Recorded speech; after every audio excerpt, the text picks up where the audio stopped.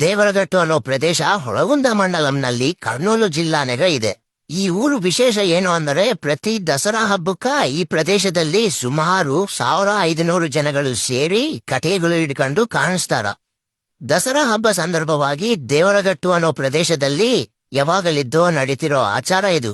ಈ ದೇವರಗಟ್ಟು ಅಸಲು ಕತೆ ಏನೋ ನೋಡೋಣ. ಅವಾಗಿನ ಕಾಲಕ್ಕ ಋಷಿಗಳು ತಪಸ್ಸು ಮಾಡುವಾಗ ಮಣಿಕಾಸುರ ಮಲ್ಲಾಸುರ ಅನ್ನೋ ರಾಕ್ಷಸರು ಅಡ್ಡಕಾನೆ ಹಾಕೋರು.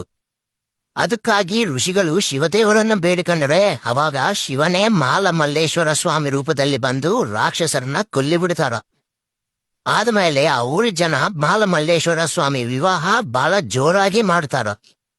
ಅವಾಗ ಆಗಿದ್ದ ಸನ್ನಿವೇಶನ ಪ್ರತಿ ವರ್ಷ ಹಬ್ಬ ತರ ಮಾಡ್ಕೋತಾರ ಆ ಊರಿ ಜನ. ಈ ಆಂಧ್ರನಾಗ ಆಗೋ ಕಾರ್ಯಕ್ರಮನ ನೋಡಕ ಕರ್ನಾಟಕ ತಮಿಳ್ನಾಡು ಇಂದ ಕೂಡ ಜನಗಳು ಬರ್ತಾರ.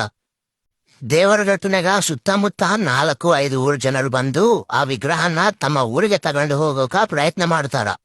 ಆ ವಿಗ್ರಹನ ತಮ್ಮ ಊರಿಗೆ ತಗೊಂಡು ಹೋದ್ರೆ ಆ ಊರಿಗೆ ಒಳ್ಳೇದು ಆಗ್ತದೆ ಅಂತ ಭಾವಿಸ್ತಾರ.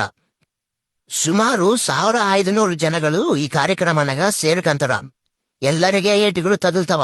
ಆದರೂ ಈ ದಿನ ಏನೂ ಕಂಪ್ಲೇಂಟ್ ಇರಲ್ಲ, ಒಂದು ಪೊಲೀಸ್ ಕೇಸ್ ಇರಲ್ಲ. All is well in Devaragattu during Dasara. ಈ ದಸರಾ